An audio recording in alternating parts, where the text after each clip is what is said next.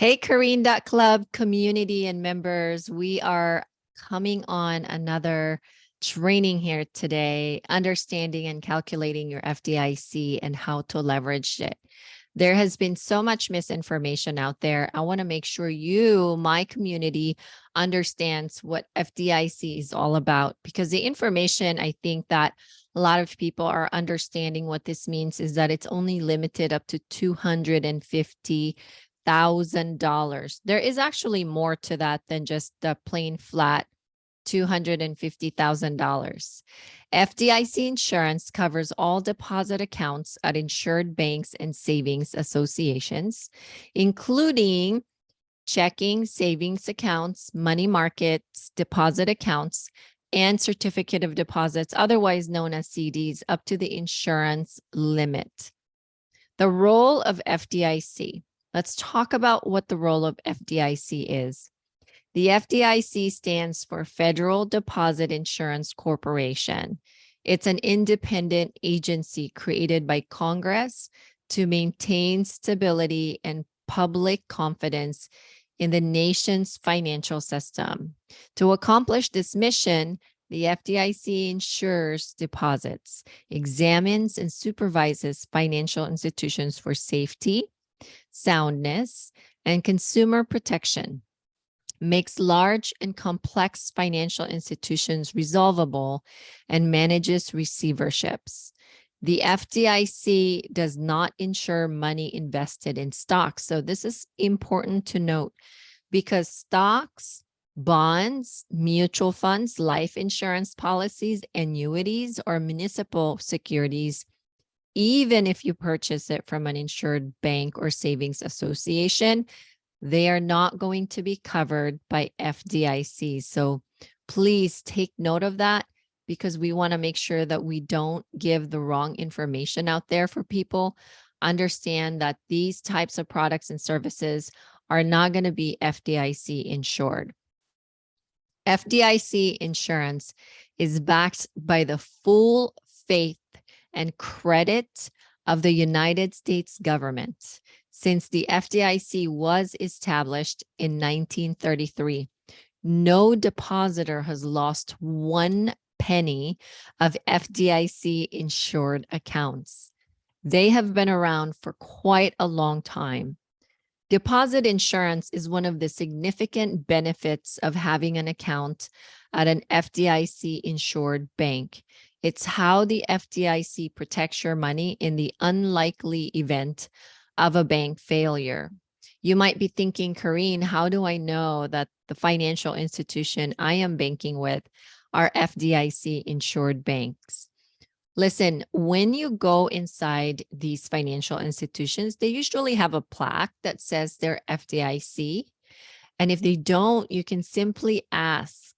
There's also a lot of resource online on the FDIC.gov website that you can, fortunately for a lot of us, are public information, that you can look who these banks are and if they are insured by FDIC. I'm going to link up the FDIC.gov resources down there. So make sure that you click through the resources below this video. The standard insurance amount is $250,000. And guys, this is where a lot of the misinformation really is coming from, because we are stopping at the $250,000 per depositor, but there's more. So it says $250,000 per depositor per insured bank, okay, for each account ownership category. So there's even more. So if we really digest this information, it's actually not just $250,000 period. It's $250,000 per depositor per insured bank for each account ownership. So keep that in mind. All right. And we're going to go through the account ownership, a couple of them here in the next following slides. You don't have to purchase deposit insurance. You know, many of the things that we understand what insurance is, usually we equate that to a cost, which what we call in the insurance industry, a premium payment. But in the FDIC deposit insurance, as long as the financial institution you are banking and doing business with are insured with FDIC, you don't actually have to purchase a separate policy. So it's quite a very unique proposition by our government here in the United States. If you open a deposit account in an FDIC insured bank, you are automatically covered. There is a calculator you can use and leverage that tool, and it's called Electronic Deposit Insurance Estimator, aka EDI. We're going to go ahead and use EDI in the end, and I'm going to share another resource down there for EDI so you can kind of play around it. Even if you don't need it, it's great to understand so that you can leverage these information. Because listen, guys, the reason that we are here together is because we want to continue to educate ourselves, because education empowers, Education also empowers a lot of parents in order for parents to actually teach and pass on generational wealth to our next generation. The standard insurance amount is $250,000 per depositor per insured bank for each account ownership. I thought this is really important to have their own slide and like boom in bold letters for you, because again, many misinformation out there, and it stops right here where the 250 ends, but there is an additional information and we really need to understand these additional information. It says 250,000 per depositor per insured bank for each account ownership category. Now that we know that, let's discuss the different account ownership category. Listen, there's going to be more than what I'm going to discuss, but in the interest of time, I am discussing like 4 or 5 of these account ownership category. So let's begin. Number 1, single account is a deposit account owned by one and only one person without named beneficiaries, including checking accounts, savings accounts, money market deposit accounts. Coverage limit is noted down here. It says all single accounts owned by the same person at the same bank are added together and insured up to $250,000. So it is not 250 on the checking, 250 on the savings, and 250 in the money market, and you think it's 750. It's actually, as this statement says, added together and insured up to 250. So they actually gets added together. And then they have a limit of 250. So keep that in mind. Note, accounts with one or more owners that name beneficiaries are insured as revocable trust deposits, assuming the requirements described in that section are met. And we're going to go over what revocable trust deposits are. Number 2, joint account is a deposit account owned by 2 or more people with beneficiaries. To qualify for coverage, all owners must, number 1, be living people. Number 2, have equal rights to make withdrawals on the account. Number 3, sign the deposit account signature card. So make sure that you all sign that signature card when you open this bank account, unless the account is a certificate of deposit, which we already went over, a CD. Electronic signatures meet this requirement as well. Now, coverage limit is each co-owner's shares of every joint account at the same insured bank are added together and insured up to $250,000. It's really important to note these coverage limits, because when you switch to another account ownership type, it also changes the game for you. That's why these coverage limits are noted down here. Note, accounts with one or more owners that name beneficiaries are insured as revocable trust deposits, assuming the requirements described in that section are met. All right, number 3, certain retirement accounts. FDIC deposit insurance covers accounts in which plan participants have the right to direct how the money is invested, including individual retirement accounts, otherwise known as IRAs, self-directed defined contribution plans, such as a 401k or profit sharing plan, self-directed KEO plan accounts, Section 457 deferred compensation plan accounts, whether self-directed or not. Coverage limit. All retirement accounts listed above owned by the same person. Note the same person. Those keywords are highly critical. At the same time are added together and insured up to $250,000. It's sort of similar to the single account. So it has that similarities. So just take note that all of them are added together and insured up to $250,000. Here we go. Here comes revocable trusts. Revocable trust account is a deposit account by one or more people that identifies one or more beneficiaries who will receive the deposits upon the death of the owner or owners.